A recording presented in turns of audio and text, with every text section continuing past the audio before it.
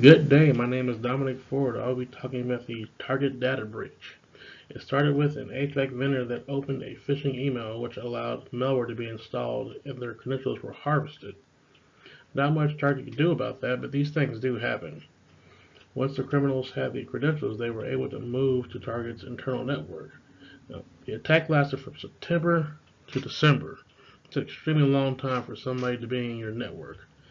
They were able to pivot inside the network, learn where all the sensitive data was, find the POS systems, and figure out an exit plan. Once the map was laid out, the attackers installed malware called Black POS on Target's Windows-based POS systems.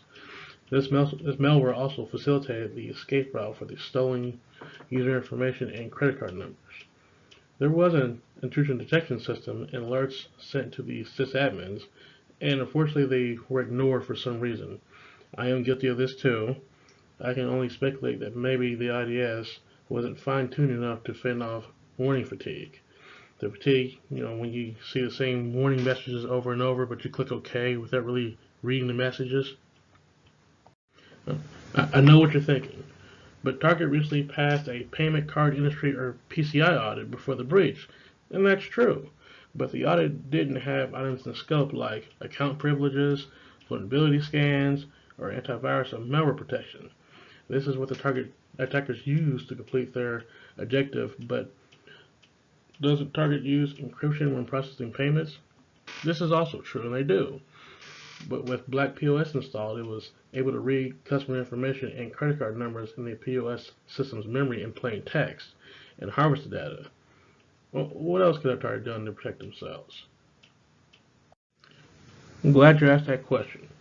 The Essential 8 tells us to only allow standard user accounts to check email. Now, Target might not have a say-so in the HVAC company's policies, and I am sure Target can require this for companies logging into their network. Limiting only standard user accounts checking their emails could have prevented the malware from the phishing emails being installed. The vendor wasn't required to use two-factor authentication. Even though the credentials became compromised, having a soft token, hard token, or one-time password generated would have definitely stopped the criminals in their tracks. Whitelisting would have been a great tool to stop the malware from installing on the POS systems as well. When the malware was installed, it registered itself as a process on the POS system, and whitelisting the application would have prevented this from running. I know whitelisting can be hard, which is why it's rarely implemented. It's not as simple as whitelisting the application. Sometimes all the processes that the application spins off have to be registered too. Now, NIST tells us to use least privileges. Using the HVAC's login, the attackers were able to gain access to the internal network where the customer's data resides.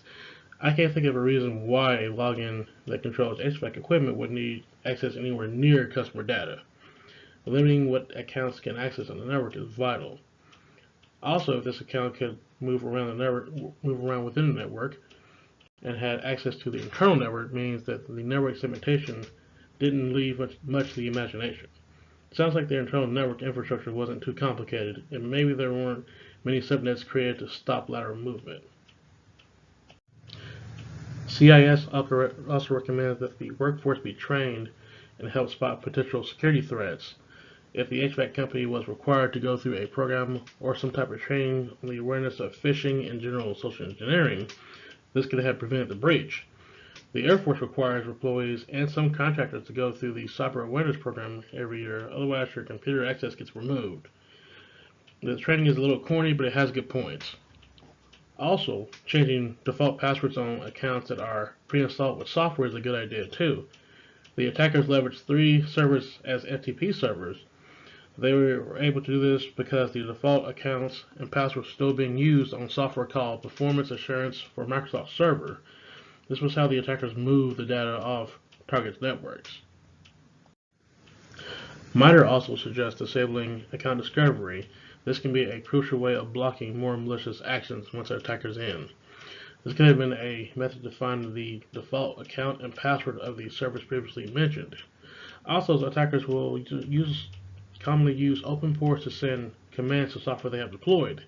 These ports usually include 80 for web, 443 for secure web, 25 for email, and 53 for DNS. These are almost always open on any firewall so that the organization can talk to the world.